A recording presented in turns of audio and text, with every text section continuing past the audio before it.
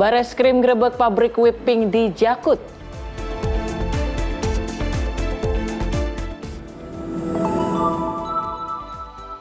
Gubernur Bank Indonesia mengundurkan diri.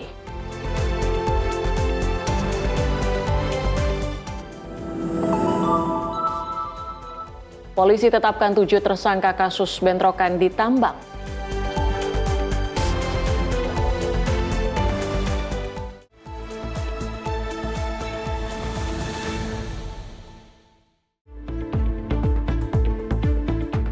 Halo, selamat malam pemirsa. Senang sekali kami kembali hadir untuk mengisi ruang informasi Anda.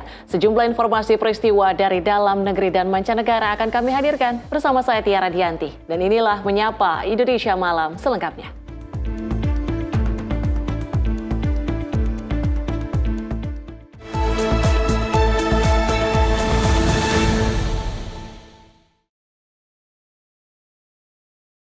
Kami awali dengan informasi kebakaran melanda sebuah rumah tinggal di Jalan Pulau Mas Utara 2B Kayu Putih, Pulau Gadung, Jakarta Timur pada 26 Juli 2026. Peristiwa ini menyebabkan 2 orang meninggal dunia akibat terjebak di dalam kamar belakang. Kejadian bermula saat tetangga mendengar suara dentuman seperti ledakan. Ketika diperiksa, kobaran api sudah membesar dan menjalar dengan cepat ke bagian rumah lainnya. Kebakaran melanda sebuah rumah tinggal di Jalan Pulau Mas Utara 2B Kayu Putih, Pulau Gadung, Jakarta Timur pada Minggu malam 26 Juli 2026. Sudin Kulkarmat Jakarta Timur menerima laporan kebakaran pada pukul 19.31 waktu Indonesia Barat. Sebanyak 9 unit mobil pemadam serta unit pendukung dan 45 personel dikerahkan ke lokasi kejadian. Peristiwa ini menyebabkan 2 korban jiwa ditemukan meninggal dunia akibat terjebak di dalam kamar belakang. Saat ini penyebab pasti kebakaran dan total kerugian masih dalam penyelidikan pihak kepolisian. Pemadaman dinyatakan selesai pada pukul 21.21 waktu Indonesia Barat. Tim redaksi Sinpo TV melaporkan.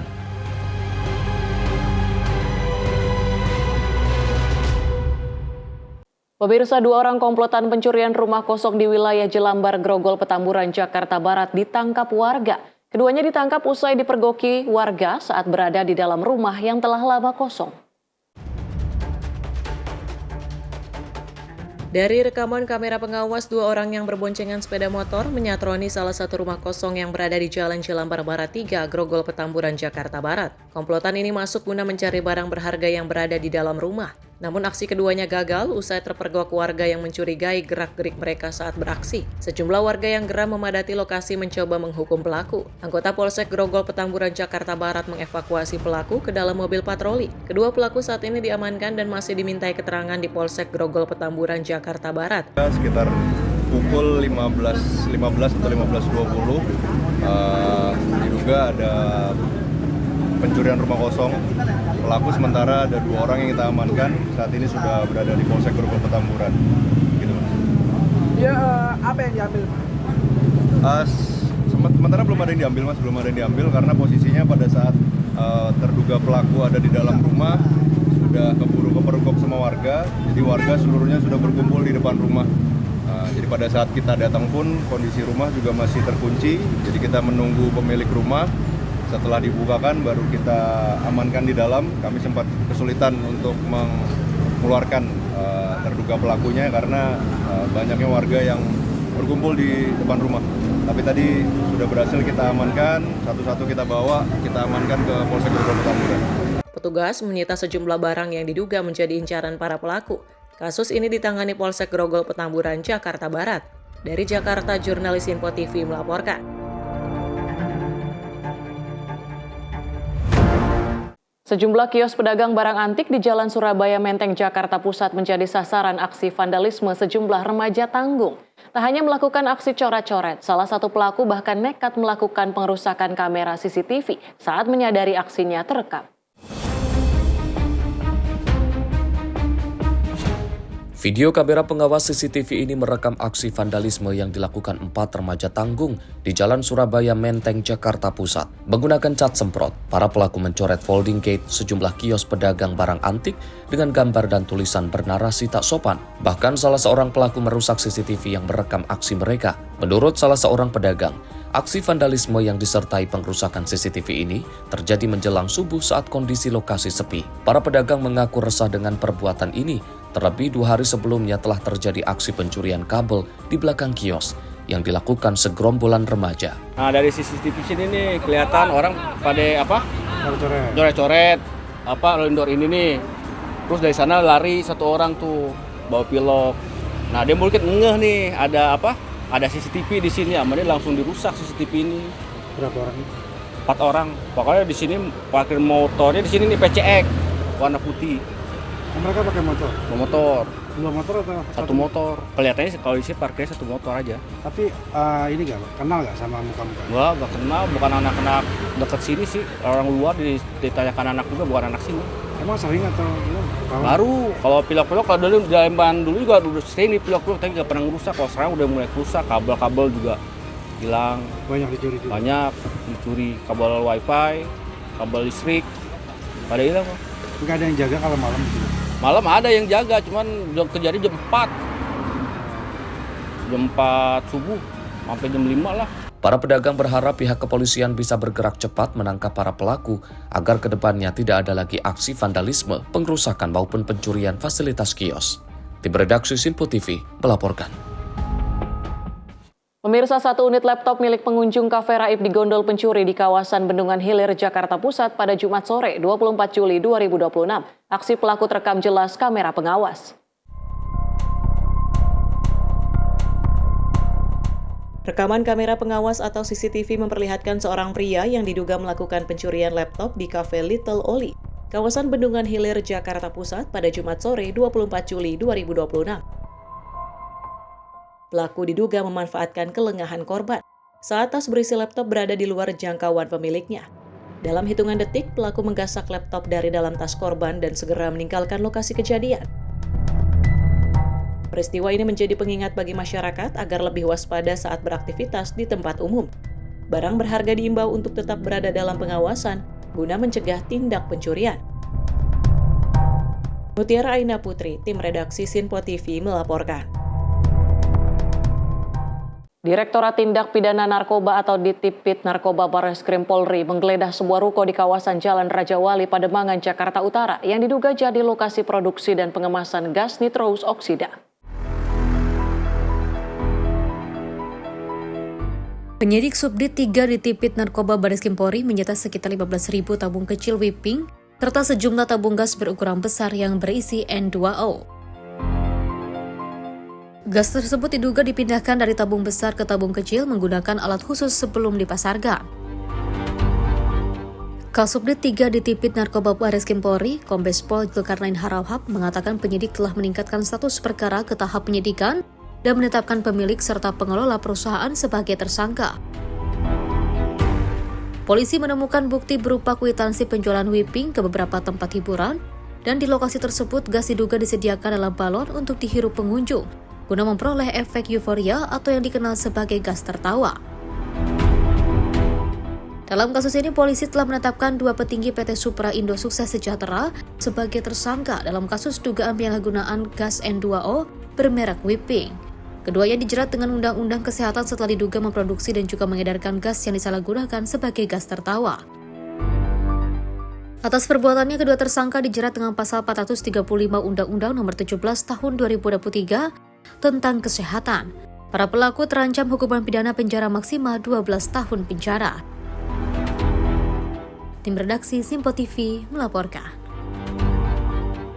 Pemirsa, polisi Jerman menembak mati terduga pelaku serangan tabrak mobil dan penusukan yang terjadi di dekat perayaan Christopher Street Day di Berlin. Insiden tersebut menyebabkan 1 orang tewas dan 29 lainnya mengalami luka-luka.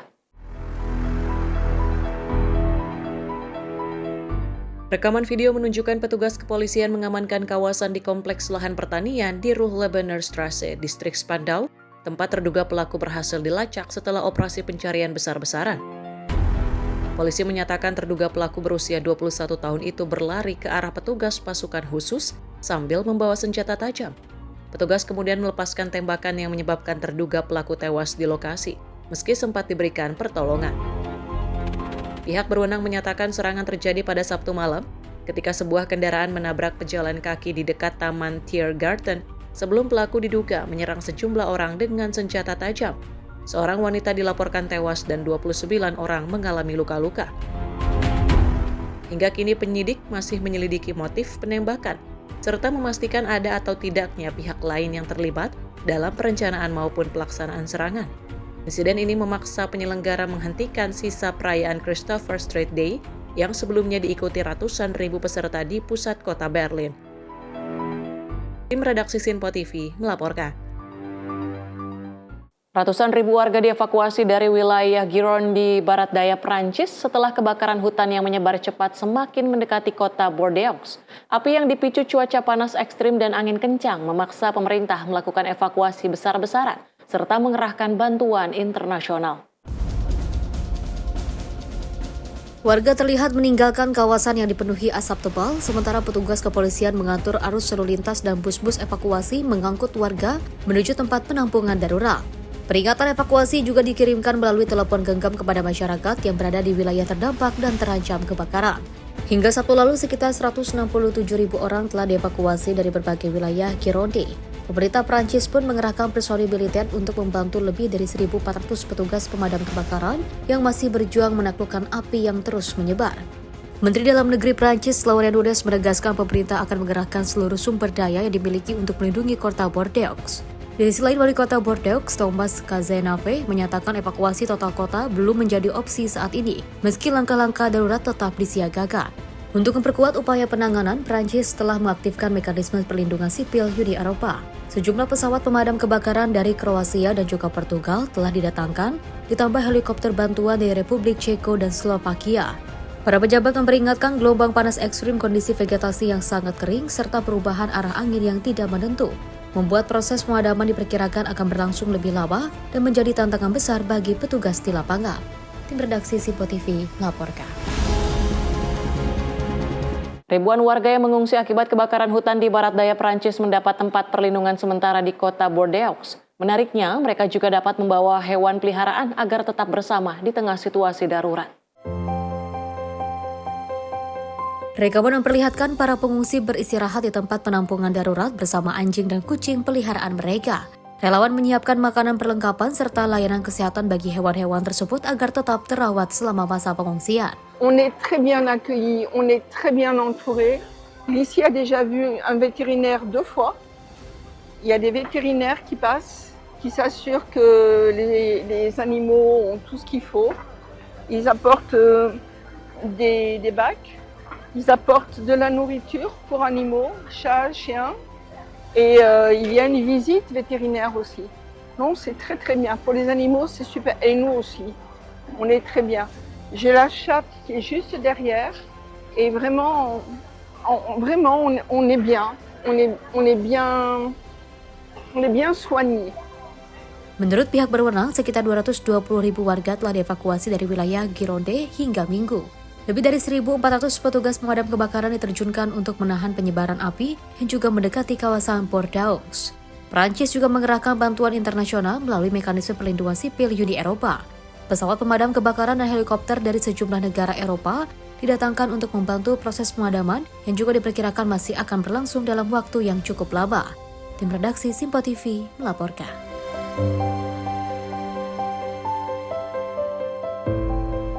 Sementara itu, banjir bandang menerjang sejumlah wilayah di negara bagian Virginia Barat, Amerika Serikat. 2 orang dilaporkan masih hilang, sementara ribuan bangunan terdampak akibat hujan ekstrim. Rekaman udara memperlihatkan pemukiman di kota Buchanan terendam banjir berwarna coklat pekat. Badai yang melanda membawa angin kencang dan curah hujan mencapai 5 hingga 6 inci atau sekitar 127 hingga 152 mm. Kondisi ini memicu banjir bandang, tanah longsor, penutupan jalan, dan kerusakan lainnya. Sungai Senran di dekat Buchanan mencatat ketinggian air tertinggi sepanjang sejarah. Permukaan air mencapai 10,63 kaki atau sekitar 3,24 meter, melampaui rekor sebelumnya pada banjir besar tahun 1985. Gubernur Virginia Barat, Patrick Morrisey, menetapkan status darurat untuk seluruh 55 kaunti di negara bagian tersebut. Kaunti Upshur, Lewis, dan Pleasants menjadi wilayah yang paling parah terdampak. Sekitar 500 personel Garda Nasional Virginia Barat telah dikerahkan untuk membantu operasi tangkap darurat. Tugas masih melakukan pencarian terhadap 2 orang yang hilang, sekaligus membersihkan puing dan memulihkan wilayah terdampak. Laporan sementara menyebutkan sekitar 1.000 rumah dan tempat usaha mengalami kerusakan akibat banjir dan badai. Tim redaksi Sinpo TV melaporkan. Kepala BGN dorong pengusaha tani perkuat produksi pangan. Informasinya kami hadirkan usai jeda. Tetaplah bersama kami di Menyapa Indonesia Malam.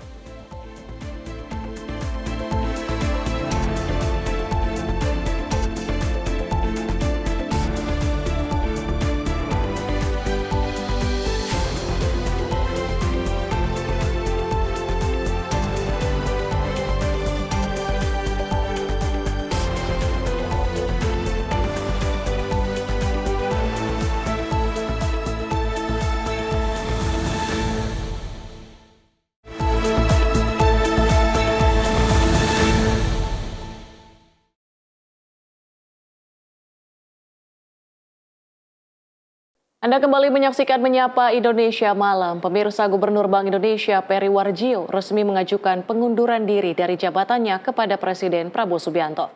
Pemerintah menyatakan proses pemberhentian kini tengah berjalan sesuai ketentuan undang-undang. Menteri Sekretaris Negara Prasetyo Hadi mengatakan pemerintah menerima surat pengunduran diri Peri Warjio pada Minggu 26 Juli. Presiden Prabowo Subianto telah menerima pengunduran diri tersebut, sekaligus menyampaikan apresiasi atas pengabdian Peri memimpin Bank Indonesia selama lebih dari 7 tahun. Bahwa kemarin secara resmi kami menerima surat pengunduran diri dari Gubernur Bank Indonesia kepada Bapak Presiden, yang kemudian sesuai dengan mekanisme dan peraturan perundang-undangan yang berlaku, terutama kita mengacu kepada Undang-Undang Bank Indonesia, maka yang pertama Bapak Presiden menerima pengunduran diri dari Bapak Peri Warjio, tentu disertai dengan ucapan terima kasih dan penghargaan yang setinggi-tingginya atas dedikasi beliau selama kurang lebih 7 tahun lamanya memimpin Bank Indonesia. Untuk selanjutnya, secara administratif tentu hari ini akan kami tindak lanjuti berkenaan dengan surat pengunduran diri tersebut, karena sesuai mekanisme maka akan diterbitkanlah keputusan Presiden berkaitan dengan pemberhentian beliau secara hormat dari jabatan sebagai Gubernur Bank Indonesia.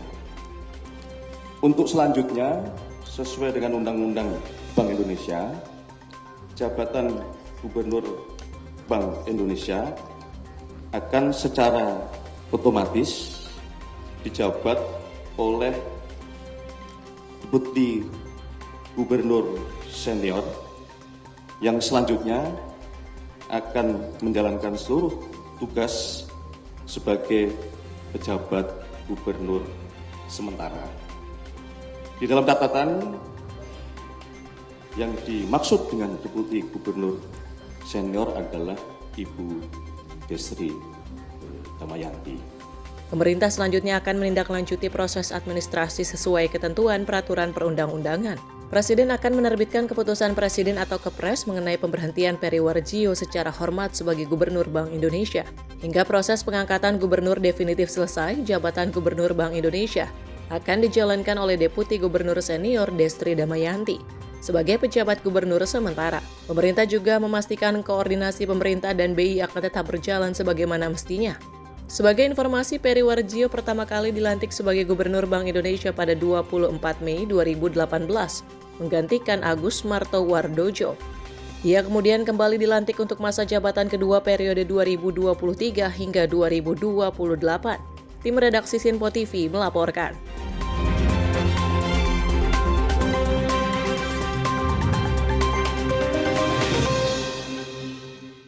Presiden Prabowo telah menerima surat pengunduran diri Gubernur Bank Indonesia Peri Warjio dan akan menindaklanjuti mekanismenya sesuai Undang-Undang Bank Indonesia. Menteri Sekretaris Negara Prasetyo Hadi mengungkapkan Presiden Prabowo telah mengetahui dan menerima surat pengunduran diri Gubernur Bank Indonesia Peri Warjio sejak hari Minggu lalu. Mensesnek menjelaskan pemerintah akan menindaklanjuti proses administrasi mundurnya Gubernur Bank Indonesia sebagai pemberhentian secara hormat melalui penertiban keputusan Presiden atau Kepres sesuai isi peraturan perundang-undangan. Untuk itu, jabatan Gubernur Bank Indonesia sementara ini otomatis dijabat langsung oleh Deputi Gubernur Senior Destri Damayanti. Hal ini diungkapkan Pras saat memberikan keterangan pers di kantor pusat Bank Indonesia pada Senin pagi. Bahwa kemarin secara resmi kami menerima surat pengunduran diri dari Gubernur Bank Indonesia kepada Bapak Presiden yang kemudian sesuai dengan mekanisme dan peraturan perundang-undangan yang berlaku, terutama kita mengacu kepada Undang-Undang Bank Indonesia. Maka yang pertama, Bapak Presiden menerima pengunduran diri dari Bapak Peri Warjio, tentu disertai dengan ucapan terima kasih dan penghargaan yang setinggi-tingginya atas dedikasi beliau selama kurang lebih 7 tahun lamanya memimpin Bank Indonesia. Untuk selanjutnya, secara administratif tentu hari ini akan kami tindak lanjuti berkenaan dengan surat pengunduran diri tersebut, karena sesuai mekanisme maka akan diterbitkanlah keputusan Presiden berkaitan dengan pemberhentian beliau secara hormat dari jabatan sebagai Gubernur Bank Indonesia. Dari Jakarta, Max Munte, Azizul Hakim, Simpo TV melaporkan. Sementara itu, Deputi Gubernur Senior Bank Indonesia Destri Damayanti otomatis menjabat sebagai pejabat sementara Gubernur Bank Indonesia usai mundurnya Peri Warjio pada Senin pagi. Setelah ini, Bank Sentral pastikan akan terus menjaga koordinasi intensif dengan pemerintah. Tugas dan tanggung jawab secara otomatis diemban sementara oleh Deputi Gubernur Senior Bank Indonesia Destri Damayanti pada Senin ini. Penempatan ini telah dilakukan setelah rapat Dewan Gubernur pada hari Minggu lalu setelah menerima surat pengunduran diri dari Peri Warjio. Menteri Sekretaris Negara Prasetyo Hadi mengungkapkan Destri Damayanti akan memimpin sementara jabatan Gubernur Bank Indonesia setelah melalui proses penetapan Dewan Gubernur pada hari Minggu kemarin. Pernyataan ini disampaikan Pras saat memberikan keterangan pers di kantor Bank Sentral pada Senin pagi. Untuk selanjutnya, sesuai dengan Undang-Undang Bank Indonesia, jabatan Gubernur Bank Indonesia akan secara otomatis dijabat oleh Deputi Gubernur Senior yang selanjutnya akan menjalankan seluruh tugas sebagai pejabat gubernur sementara. Di dalam catatan, yang dimaksud dengan Deputi Gubernur Senior adalah Ibu Destri Damayanti. Deputi Gubernur Senior Bank Indonesia sekaligus pejabat sementara Gubernur Bank Indonesia, Destri Damayanti menegaskan akan menjaga tata kelola kelembagaan dengan baik serta tidak mengganggu kinerja dari independensi Bank Indonesia. Sehubungan dengan pengunduran diri Saudara Peri Warjio dari jabatan Gubernur Bank Indonesia secara sukarela karena alasan pribadi pada tanggal 25 Juli 2026 sesuai dengan pasal 48 ayat 1 huruf A Undang-Undang Nomor 23 Tahun 1999 tentang Bank Indonesia sebagaimana telah diubah beberapa kali terakhir dengan Undang-Undang Nomor 4 Tahun 2026 tentang pengembangan dan penguatan sektor keuangan, maka Dewan Gubernur dalam rapat Dewan Gubernur tanggal 26 Juli 2026 menetapkan Deputi Gubernur Senior Saudari Destri Damayanti sebagai pejabat gubernur sementara sesuai pasal 50 ayat 2 Undang-Undang Bank Indonesia. Dari Jakarta, Max Munte, Azizul Hakim, Simpo TV melaporkan. Pemirsa, Kepala Badan Gizi Nasional Sudaryono meresmikan pengurus pengusaha tani Hikti di Jakarta. Dalam kesempatan itu, Sudaryono menegaskan pemerintah berkomitmen memperkuat produksi pangan lokal dan mengurangi ketergantungan terhadap impor. Dalam sambutannya, Sudaryono juga menyampaikan pesan Menteri Pertanian Amran Sulaiman agar pengusaha tani tidak memiliki mental meminta-minta atau hanya mengajukan proposal untuk memperoleh bantuan. Menurutnya, pengusaha tani harus menjadi penggerak yang memberikan contoh dan membantu petani kecil di sekitarnya untuk meningkatkan hasil pertanian. Para pengusaha tani didorong menanam jagung terbaik, padi terbaik, serta berbagai komoditas strategis yang dibutuhkan nasional. Untuk komoditas bawang putih, pemerintah menargetkan pengembangan lahan tanam hingga 100.000 hektar, sehingga dalam 3 hingga 4 tahun mendatang, kebutuhan dalam negeri dapat dipenuhi tanpa impor. Maka kalau HKTI, pemuda tani dan Bapak Ibu semua yang ada di sini tidak ikut-ikutan program prioritas, seseorang yang memiliki tongkat komando keputusan politik tertinggi ini tidak ikut urusan-urusan pertanian, udah pasti saya jamin clear. Sekarang misalnya Anda pengusaha petani atau ada seorang petani yang sukses, terus di era Pak Prabowo ganti gitu, misalnya berusaha menjadi importer beras, sudah pasti keliru. Karena eranya adalah era swasembada, jadi nggak bisa impor beras. Pengusaha tani kok berkeinginan ikut impor jagung, udah keliru. Karena eranya Pak Prabowo ini adalah eranya swasembada. Misalnya Anda semua dari pengusaha tani kok berkeinginan menjadi importer gula, udah pasti keliru. Karena dulu bisa, sekarang keputusan dari Bapak Presiden adalah kita sebisa mungkin harus swasembada pangan. Sudaryono menambahkan Indonesia tidak boleh terus menunggu pasokan dari luar negeri, melainkan harus membangun ketahanan pangan melalui kekuatan produksi petani sendiri. Pemerintah optimis sinergi pengusaha tani dan petani akan mempercepat terwujudnya kemandirian pangan nasional. Tim redaksi Sinpo TV melaporkan. Badan Gizi Nasional melakukan langkah tegas dalam membenahi pelaksanaan program makan bergizi gratis atau MBG di berbagai daerah. Kepala BGN Sudaryono menindak ratusan pegawai non-ASN dan menutup ratusan dapur program makan bergizi gratis yang terbukti melakukan pelanggaran. Dalam upaya memperkuat tata kelola dan menjaga kualitas pelaksanaan program makan bergizi gratis, Badan Gizi Nasional terus melakukan evaluasi menyeluruh terhadap pegawai maupun mitra pelaksana. Kepala Badan Gizi Nasional Sudaryono menyampaikan, penertiban dilakukan sebagai bagian dari upaya memperkuat tata kelola dan meningkatkan disiplin di lingkungan BGN. Hingga 27 Juli 2026, BGN telah memberhentikan 261 pegawai non-ASN yang disebabkan adanya dugaan pelanggaran disiplin. Selain itu, Sudaryono menyebut BGN juga menemukan 9 kasus pelanggaran disiplin berat pada ASN dan P3K, serta 39 kasus pelanggaran disiplin ringan yang akan ditindak sesuai ketentuan. Sementara itu, sebanyak 883 dapur MBG telah dikenakan suspensi permanen karena melakukan pelanggaran, sehingga tidak lagi beroperasi dan tidak menerima pembayaran. Menurut Sudaryono, langkah tegas ini dilakukan untuk menjaga akuntabilitas dan kualitas pelaksanaan program makan bergizi gratis di seluruh Indonesia. Per hari ini, tanggal 27 Juli 2026, kami mencoba untuk bersih-bersih, kami mencoba untuk kemudian yang melanggar kami berikan sanksi, dan hari ini kami beri pengumuman bahwa per hari ini kami telah memberhentikan 261 pegawai non-ASN ya, yang terdiri dari 224 pegawai non-ASN dan 37 tenaga ahli. Pegawai non-ASN ini diberhentikan salah satu dan paling besar adalah karena diduga adanya pelanggaran, tidak disiplin dan lain-lain.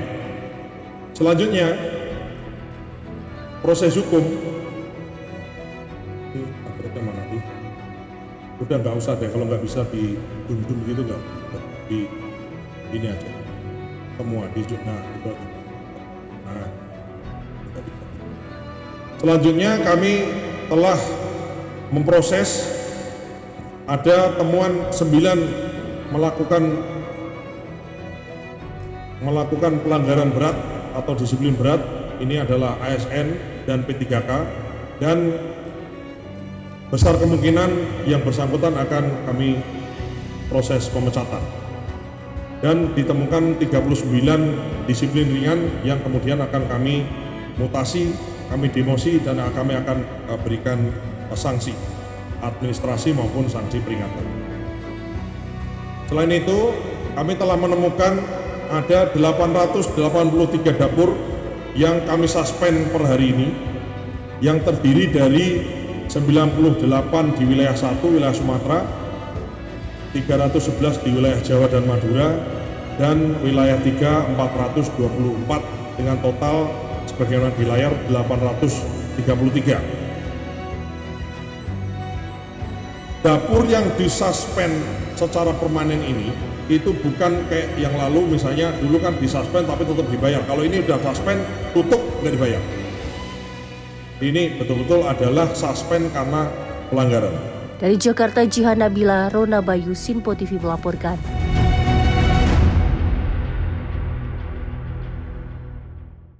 Masih dari Kepala Badan Gizi Nasional Sudaryono menjelaskan alasan penindakan terhadap ratusan dapur MBG serta pegawai yang melakukan pelanggaran. Sudaryono mengungkapkan dapur yang tidak memenuhi standar higienitas dan sanitasi disuspensi permanen. Sementara pegawai yang terlibat pelanggaran disiplin dilakukan tindakan sesuai ketentuan. Jadi yang tidak meet terhadap apa yang menjadi requirement itu yang tidak bisa kemudian kita minta, kita kasih tenggat waktu untuk diperbaiki tapi tidak diperbaiki, maka kami suspend secara permanen.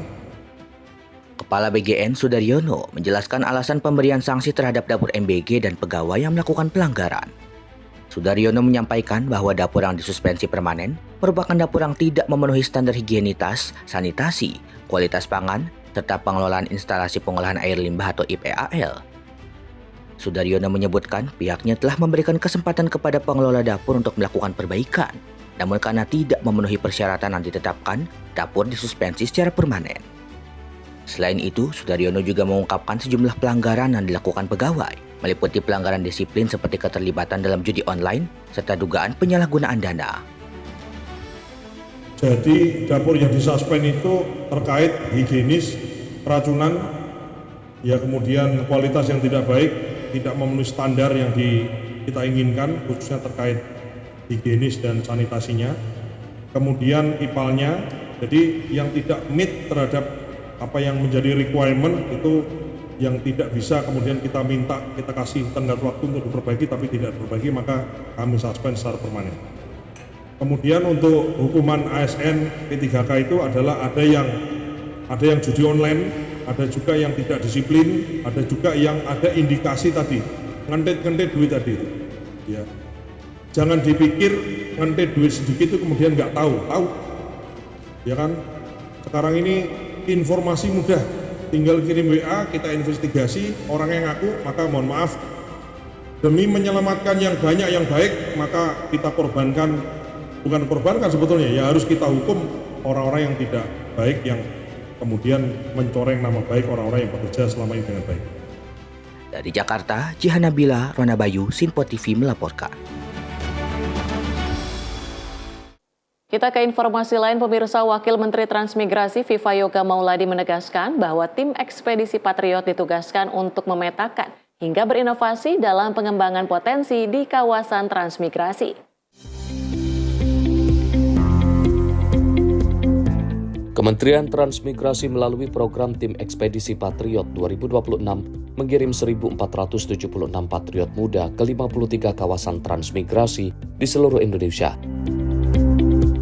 Para patriot tidak datang sekadar untuk melakukan penelitian, tetapi ditugaskan turun langsung ke lapangan untuk memetakan potensi, mengidentifikasi persoalan, serta merumuskan solusi dan rekomendasi berbasis data bagi pengembangan kawasan transmigrasi.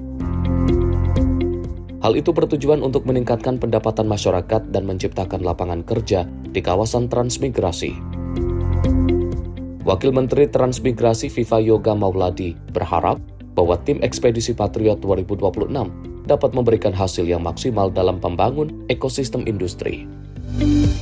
Ini hari kedua untuk pembekalan tim ekspedisi Patriot 2026. Kita tempatkan di 53 kawasan transmigrasi dengan jumlah total 1.476 orang ada 39 profesor, guru besar, 158 doktor, 49 magister, 214 magister terapan, dan 937 sarjana. Dan kita mengetahui program-program transmigrasi itu orientasinya adalah untuk meningkatkan kesejahteraan masyarakat dan kemakmuran, sehingga bagian pengembangan potensi dan produk unggulan itu akan kita tekankan dalam rangka untuk peningkatan pendapatan masyarakat dan juga untuk menciptakan lapangan kerja di kawasan transmigrasi.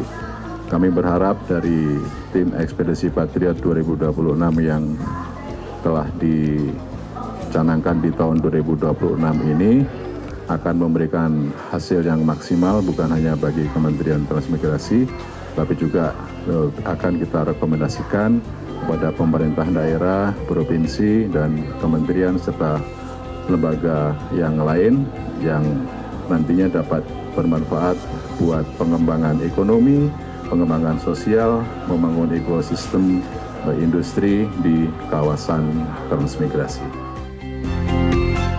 Dari Bogor, Jawa Barat, Seli Siregar, Ahmad Amin, Sinpo TV, melaporkan. Kementerian Transmigrasi menggandeng sebanyak 1.476 sivitas akademika untuk diterjunkan ke 53 kawasan transmigrasi. Para patriot ini tidak datang sekedar untuk melakukan penelitian, melainkan ditugaskan turun langsung ke lapangan untuk merumuskan solusi dan rekomendasi berbasis data bagi pengembangan kawasan transmigrasi. Menteri Transmigrasi M. Iftitah Sulaiman Suryanagara membuka pembekalan tim Ekspedisi Patriot 2026 di Bogor, Jawa Barat pada Sabtu 25 Juli 2026. Dalam momen itu sebanyak 1.476 sivitas akademika untuk diterjunkan ke 53 kawasan transmigrasi. Sebanyak 1.476 orang ini telah tersaring dari sekitar 10.000 sivitas akademika di seluruh Indonesia yang mendaftar ke program Tim Ekspedisi Patriot atau TEP 2026. Misi para dosen, mahasiswa hingga tenaga pendidikan ini adalah untuk memetakan potensi daerah, mencari solusi atas persoalan masyarakat, dan membuka peluang ekonomi baru di kawasan transmigrasi. Menurut Iftitah, kawasan transmigrasi menyimpan potensi ekonomi yang besar, tetapi pada saat yang sama menghadapi persoalan yang beragam dan kompleks.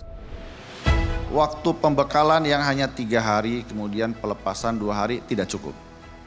Tidak cukup untuk memahami apa itu transmigrasi, tidak cukup untuk memahami apa itu pembangunan Indonesia. Saya jamin tidak cukup. Oleh karena ini, 5 hari ini hanyalah kulit-kulitnya saja. Dengan demikian saya mohonkan kepada seluruh anggota tim Ekspedisi Patriot, belajarlah setiap hari.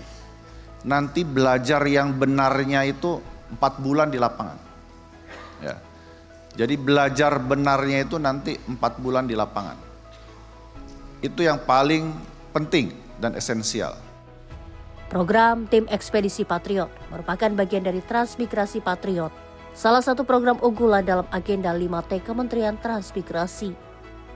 Melalui program ini, hasil kerja para patriot diharapkan tidak berhenti sebagai laporan akademik, tetapi menjadi pijak bagi lahirnya kebijakan, inovasi, investasi, dan berbagai kegiatan ekonomi baru di kawasan transmigrasi. Tim redaksi Sinpo TV melaporkan. Peserta tim Ekspedisi Patriot 2026 diberi pembekalan mengenai kondisi ekonomi, sosial, budaya, dan politik di setiap kawasan transmigrasi. Wakil Menteri Transmigrasi Viva Yoga Mauladi meyakini ilmu pengetahuan mereka dapat membuka lebih banyak peluang ekonomi.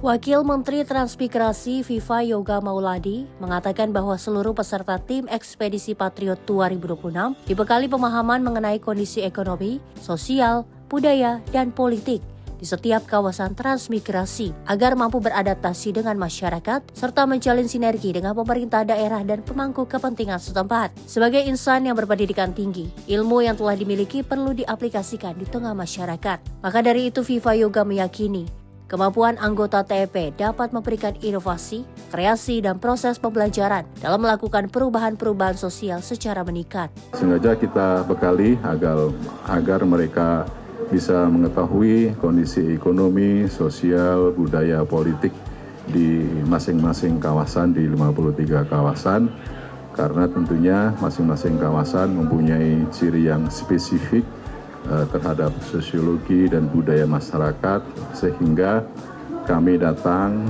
sebagai pendatang langsung berbaur dalam rangka untuk memberikan inovasi, kreasi, dan bisa melakukan proses pembelajaran untuk melakukan perubahan-perubahan sosial secara eskalatif yang ada di kawasan transmigrasi. Sementara itu, salah satu peserta tim Ekspedisi Patriot 2026, Darul Wiyardi dari Universitas Indonesia, menyambut baik program ini sebagai wujud generasi muda dalam mengabdi pada masyarakat khususnya di kawasan transmigrasi. Menurutnya ilmu dan pengalaman yang mereka miliki dapat menjadi ruang kolaborasi bersama. Di saya sih karena memang kami dari unsur akademisi ya gitu. Menurut saya ini juga salah satu bentuk dari implementasi Tridharma perguruan tinggi yang mana ada pendidikan, penelitian dan juga pengabdian masyarakat. Dan ini adalah salah satu poin bentuk pengabdian masyarakat yang kami lakukan secara nyata kepada kawasan transmigrasi yang ada. Dan kemudian yang kedua, menurut saya itu adalah bentuk rasa syukur kami gitu. Di samping bahwa kami selama ini hidup di tengah riuh dan juga kesempatan yang sangat luar biasa kami dapatkan, kami bisa kemudian bisa berbagi kepada rakyat-rakyat Indonesia yang lain, masyarakat Indonesia yang lain untuk bisa saling kolaborasi bersama seperti itu. Dari Bogor, Jawa Barat, Sally Siregar, Ahmad Amin, Sinpo TV melaporkan.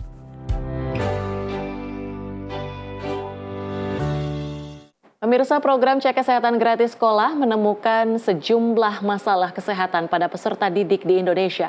Temuan terbanyak adalah karies gigi yang dialami 40,8% siswa, disusul obesitas dan masalah kesehatan lainnya. Deputi 3 Badan Komunikasi Pemerintah Republik Indonesia Kurnia Ramadana dalam konferensi pers di Jakarta Rabu 22 Juli mengungkapkan 5 masalah kesehatan yang paling banyak ditemukan pada peserta didik melalui program Cek Kesehatan Gratis Sekolah.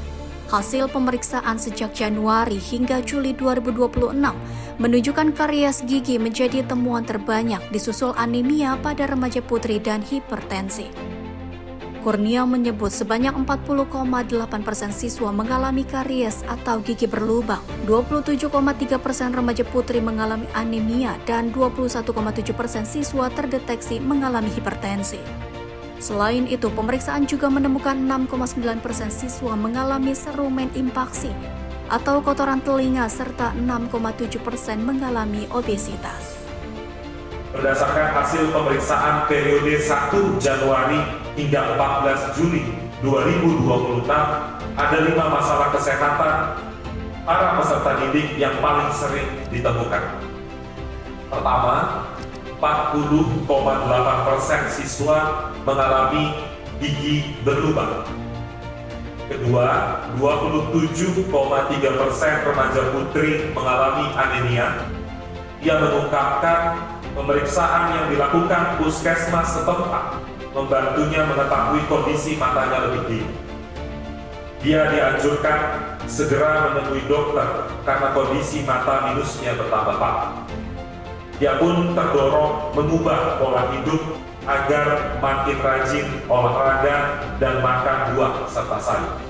Sementara secara keseluruhan untuk tahun 2026 target peserta didik yang mengikuti CKG sekolah sebanyak 50.255.073 siswa di 303.263 sekolah.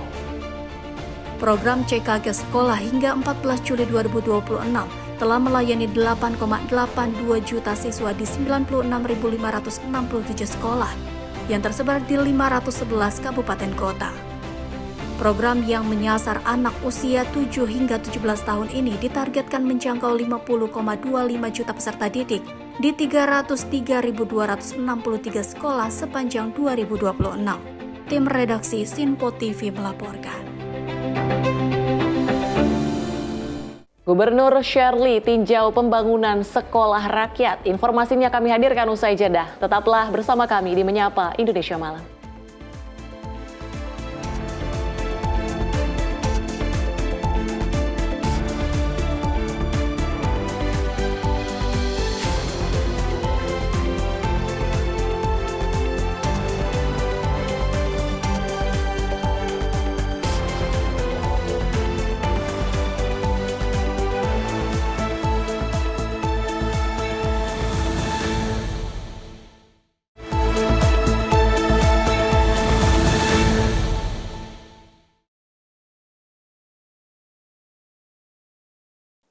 Terima kasih Anda masih menyaksikan Menyapa Indonesia Malam. Pemirsa, aksi menggeber sepeda motor di kawasan Menteng, Jakarta Pusat berujung bentrok antara sekelompok warga dengan sejumlah pria pada Minggu 26 Juli 2026.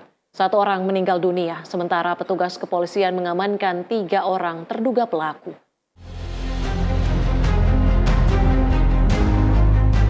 Pada Minggu 26 Juli 2026, bentrokan terjadi di Jalan Tambak, Kecamatan Menteng, Jakarta Pusat. Keributan bermula saat 2 pengendara sepeda motor menggeber kendaraannya di dekat pedagang nasi uduk. Teguran dari warga memicu perselisihan, hingga kedua pengendara diduga kembali bersama 5 orang lainnya. Dalam insiden ini, gerobak pedagang dan sejumlah fasilitas usaha mikro kecil dan menengah dilaporkan mengalami kerusakan. Bentrokan kemudian meluas dan diwarnai aksi saling lempar batu. 2 orang korban dievakuasi ke Rumah Sakit Cipto Mangunkusumo atau RSCM. 1 diantaranya dilaporkan meninggal dunia. Pihak kepolisian mengamankan 3 terduga pelaku penganiayaan, sementara belasan orang lainnya masih dimintai keterangan untuk keperluan penyelidikan. Mutiara Aina Putri, tim redaksi Sinpo TV melaporkan. Sekelompok warga terlibat bentrok dengan pemuda penjaga lahan kosong di Jalan Tambak Menteng, Jakarta Pusat pada Minggu pagi. Bentrokan bermula saat sejumlah pemuda berboncengan sepeda motor berkenal pot brong menggeber di sekitar lokasi. Bentrokan antara kelompok warga yang tinggal di Jalan Tambak, Menteng, Jakarta Pusat dengan sekelompok pemuda terjadi pada Minggu pagi. Kelompok pemuda yang menjaga sebuah lahan kosong di sekitar lokasi melakukan penyerangan secara membabi buta terhadap sejumlah lapak pedagang. Warga yang kesal akhirnya meluapkan emosi mereka dengan melakukan penyerangan balasan pada pemuda tersebut.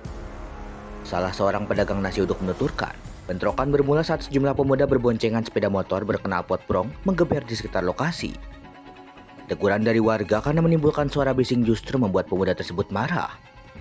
Pemuda yang sebelumnya pergi akhirnya kembali datang bersama teman-temannya dan langsung melakukan penyerangan dan pengerusakan lapak pedagang. Akibat bentrokan tersebut, sejumlah orang terkapar karena terluka parah. Kalau itu sih awalnya sih itu kayak orang timur gitu. Bawa motor, knalpotnya berisik, digeber-geber. Sama dia gak terima gitu, ada yang negur orang yang lagi makan di saya. Terus gak lama kemudian manggil abang-abangnya datang. Udah langsung kejadian. Berapa orang Mas tadi, Bang? Kurang lebih 10 orangan. 10 orangan? Naik motor semua? Iya. Dia langsung ngancurin warung Abang? Awalnya sih nggak cuma nanya-nanya doang gitu. Mungkin nggak dapat pelakunya gitu. Ya emosinya jadi membabi buta gitu. Sampai dagangan Abang juga kena? Heeh. Pakai apa dia gitu? Oh, tangan kosong sih nggak pakai senjata. Oh, nggak ada yang bawa senjata? Nggak. Terus sampai akhirnya rame ini nyebar kemana itu gimana? Akhirnya itu kan kerusuhan makin meluas ya. Ada orang yang lapor ke Matraman Dalam, manggil orang-orang dalam gitu. Orang-orang dalam keluar, nyerang. Warga keluar gitu ya? Ini Abang yang rusak apa aja, Bang? Oh, cuma kaca sama roda sih. Kaca sama roda ya? Masih bisa dibenerin sih. Jadi dia dipukulin pakai tangan kosong gitu? Rame ya? Iya, rame. Tapi yang orang makan di Abang tuh gimana tadi? Oh,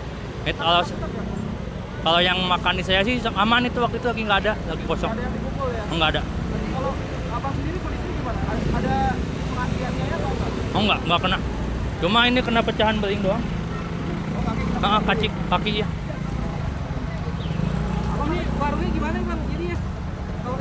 Oh, kalau kayak gini, ya udah gimana lagi, udah suratan ilahi. Nggak bisa dagang. Bisa, masih bisa ini. Kerusakannya nggak parah-parah banget, cuma roda doang. Petugas pemadam kebakaran diterjunkan ke lokasi guna memadamkan sebuah bangunan hingga sejumlah motor yang dibakar massa di area lahan kosong tersebut. Dari Jakarta, jurnalis Info TV melaporkan. Pasca insiden bentrokan yang terjadi di Jalan Tambak Menteng, Jakarta Pusat, Polda Metro Jaya menetapkan 4 orang sebagai tersangka kasus pengerusakan gerobak pedagang makanan. Selain itu, polisi juga menetapkan 3 orang sebagai tersangka kasus pengeroyokan terhadap sekelompok pemuda yang menyebabkan 1 orang tewas. Insiden bentrokan yang terjadi di Jalan Tambak Menteng, Jakarta Pusat memasuki babak baru. Kepala Bidang Hubungan Masyarakat Polda Metro Jaya, Kombes Pol Budi Hermanto, mengungkapkan dari 2 peristiwa yang ditangani oleh Ditreskrimum Polda Metro Jaya bersama Polres Metro Jakarta Pusat. Polda Metro Jaya telah menetapkan 4 orang berinisial GNA, AJL, FAM, dan ELL sebagai tersangka kasus pengerusakan gerobak pedagang makanan di kawasan Matraman. Selain itu, polisi juga menetapkan 3 orang berinisial SK, AR, dan OR sebagai tersangka kasus pengeroyokan terhadap sekelompok pemuda yang menyebabkan 1 orang tewas. 2 peristiwa yang terjadi ini saat ini ditangani oleh Ditreskrimum Polda Metro Jaya bersama Polres Metro Jakarta Pusat terkait tentang pengrusakan gerobak makanan pedagang. Ini sudah ditetapkan 4 orang tersangka terhadap pengerusakan gerobak warga. Ini juga dari keterangan 8 saksi termasuk petunjuk dari CCTV dan alat-alat bukti lainnya. Selanjutnya tentang perkara yang kedua, terjadinya pengeroyokan mengakibatkan hilangnya nyawa orang lain.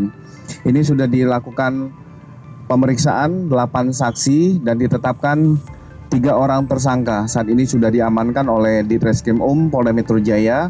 Untuk perkara pengerusakan, ini inisial GNA, AJL, FAM, dan ELL.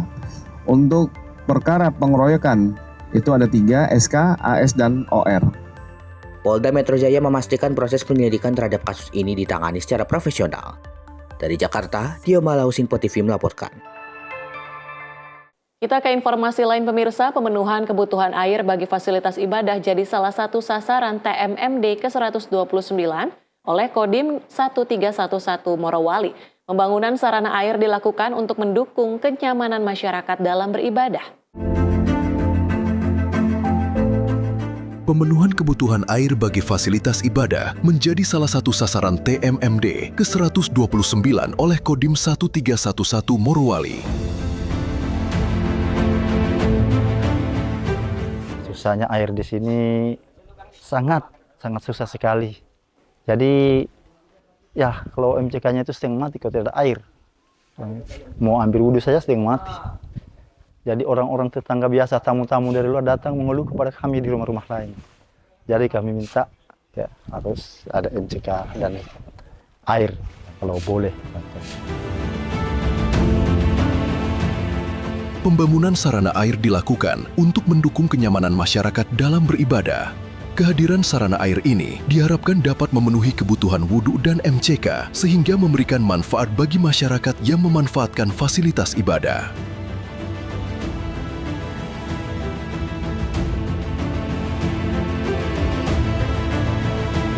Kondisi rumah yang kurang layak huni jadi perhatian dalam pelaksanaan TMMD ke-129 oleh Kodim 1311 Morowali. Pekerjaan dilakukan secara gotong royong agar renovasi dapat segera rampung, sehingga Ibu Salawiyah dapat menempati rumah yang lebih layak, aman, dan nyaman. Gulung kita punya tempat tidur, kena air. Kita duduk, kita nak tidur karena goyang juga sedikit.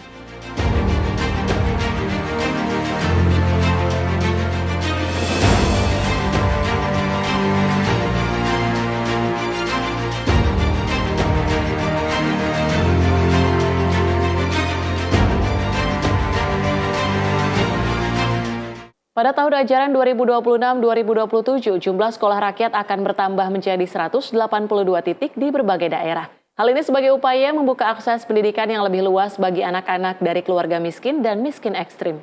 Memutus rantai kemiskinan antar generasi dimulai dari pendidikan. Dalam hal ini, pemerintah terus memperluas penyelenggaraan sekolah rakyat, di mana pada tahun ajaran 2026-2027, jumlah sekolah rakyat akan bertambah dari 166 menjadi 182 titik di berbagai daerah. Hal tersebut sebagai upaya membuka akses pendidikan yang lebih luas bagi anak-anak dari keluarga miskin dan miskin ekstrim. Selain itu, perluasan ini sebagai bagian dari pengembangan bertahap menuju satuan pendidikan permanen yang berkelanjutan. Perluasan ini menjadi bagian dari transisi bertahap pemerintah dalam mengembangkan sekolah rakyat dari model rintisan menuju satuan pendidikan permanen yang lebih berkelanjutan. Total peserta didik sekolah rakyat tingkat SD, SMP, dan SMA secara keseluruhan dari yang sudah ada dan target sementara mencapai 43.344 orang pada tahun ini. Pemerintah pun menargetkan semakin banyak anak memperoleh kesempatan belajar melalui sekolah rakyat, sekaligus mendukung upaya memutus rantai kemiskinan antar generasi melalui pendidikan. Pada tahun ajaran 2027-2028, pemerintah menargetkan penambahan 100 hingga 200 titik lokasi sekolah rakyat per tahun. Tim redaksi Sinpo TV melaporkan. Sementara itu, Ketua Komisi 10 DPR, Hetifah Syaifudian, meninjau SD Negeri 01 Benteng Hulu di Kabupaten Siak, Riau. Kunjungan dilakukan untuk pastikan program revitalisasi sekolah berjalan tepat sasaran dan mendukung peningkatan kualitas pendidikan. Ketua Komisi 10 DPR RI Hetifah Syaifudian menegaskan program revitalisasi sekolah harus dilaksanakan secara menyeluruh dan tidak hanya berfokus pada pembangunan ruang kelas. Menurutnya, fasilitas penunjang seperti toilet, lapangan olahraga, musola, hingga sarana sanitasi yang memadai memiliki peran penting dalam menciptakan lingkungan belajar yang sehat dan nyaman bagi peserta didik. Ya, Kabupaten Siak ini adalah salah satu daerah yang bukan berada di pusat provinsi ya, seperti Pekanbaru. Kita perlu waktu 2 jam dan daerah-daerah seperti Kabupaten Siak ini membutuhkan perhatian yang lebih khusus lagi karena relatif jauh terpencil dan tentu banyak sekolah-sekolah lain dari apa yang kami saksikan tadi betul-betul membutuhkan, dan mudah-mudahan apa yang Pak Presiden inginkan terjadi pemerataan mutu dan juga pemerataan di dalam akses pendidikan bisa terwujud.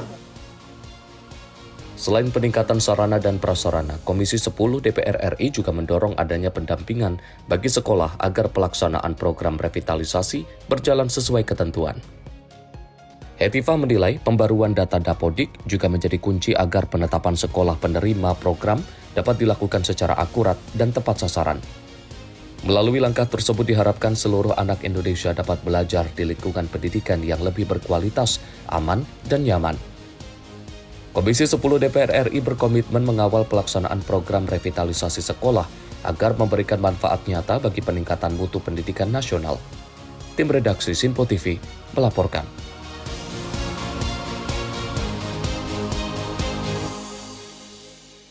Gubernur Maluku Utara Sherly Joanda meninjau pembangunan gedung sekolah rakyat di Desa Kukumutuk, Kecamatan Kao.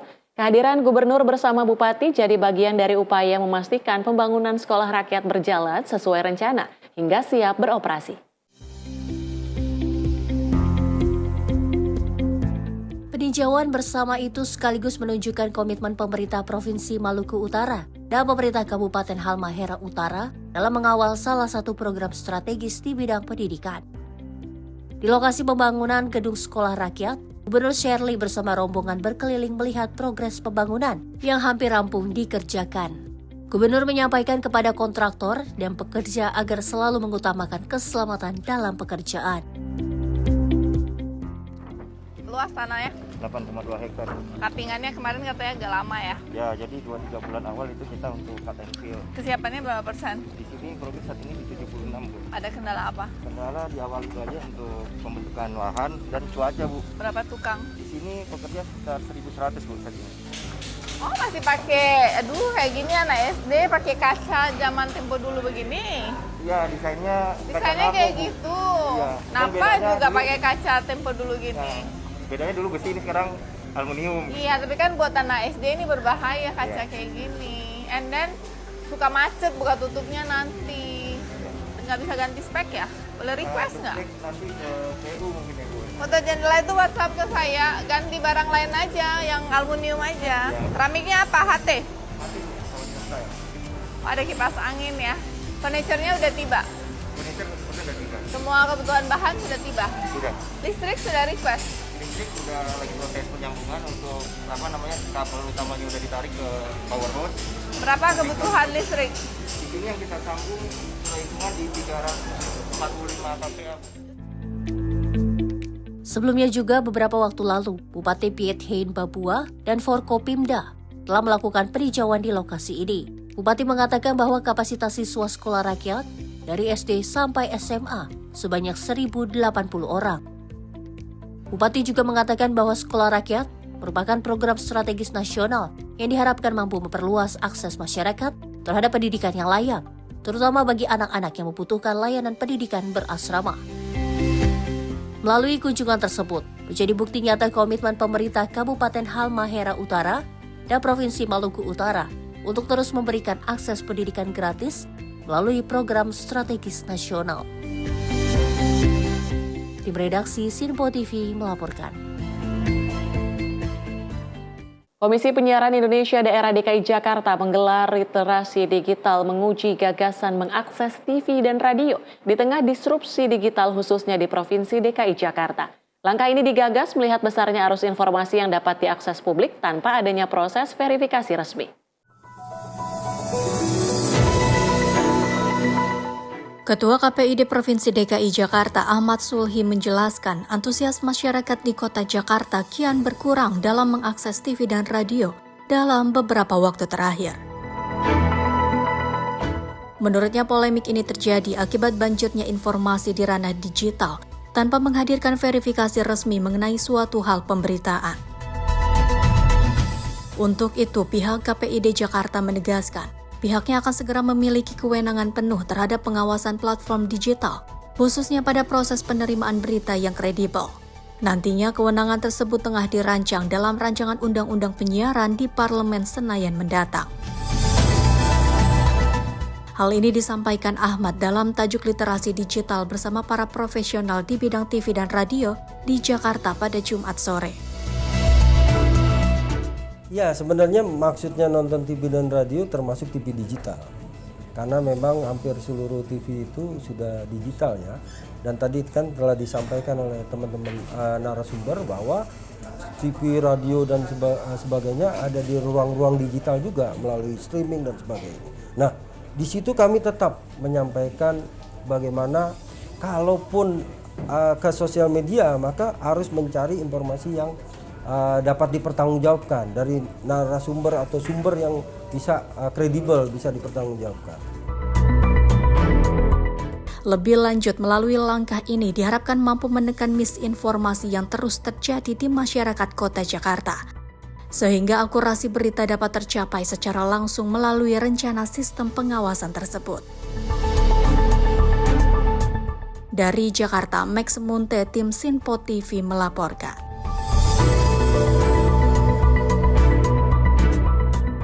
Pemerintah terus mempercepat penanganan darurat sampah nasional melalui penerapan teknologi pengolahan sampah menjadi energi. Langkah mendukung pemenuhan kebutuhan energi yang ramah lingkungan.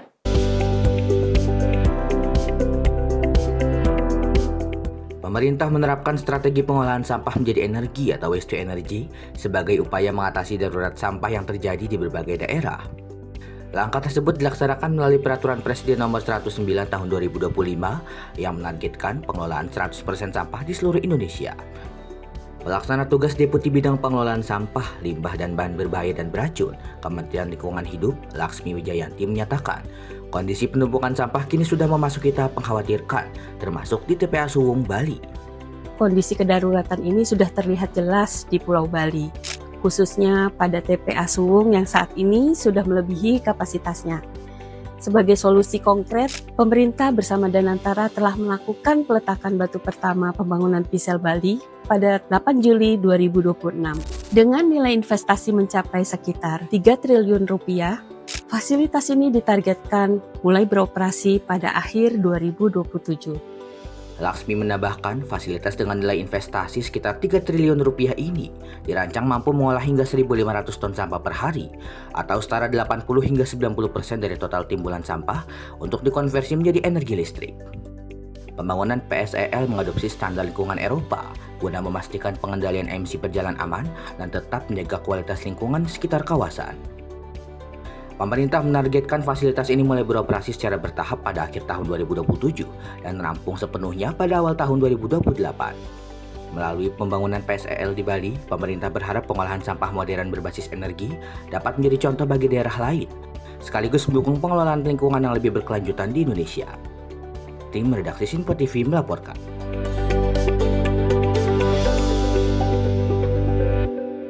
Dan pemirsa, informasi tadi sekaligus menutup jumpa kita kali ini. Saya Tiara Dianti mewakili seluruh kerabat kerja yang bertugas pamit undur diri. Terima kasih dan sampai jumpa.